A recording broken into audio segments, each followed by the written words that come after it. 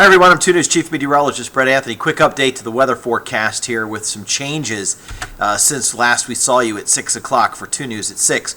We still have the showers, thunderstorms out to the north and west of Tulsa. Not much going on around the Tulsa area.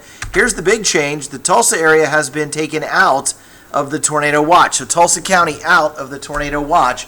Creek, Pawnee, and Washington County also taken out of the tornado watch, but Osage County stays in the tornado watch until midnight tonight. And here's why. There are some heavier, beefier thunderstorms west of I-35, still moving into a very unstable environment, moving along the frontal boundary that is set up from Emporia, Kansas, back through Wichita, and then a dry line extends from essentially Wichita back through Woodward. So that could still be the focus for some strong or severe thunderstorms up to the northwest of Tulsa through about midnight.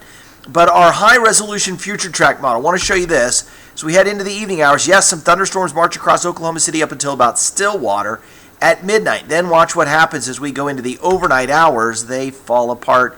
Some rain, maybe a rumble of thunder, just some general rain, and that's good news for us. And down toward Ada and McAllister, maybe a morning thunderstorm tomorrow morning is what we're looking at. So that's the latest from the Weather Center. Keep checking back here to KJRH.com for more updates.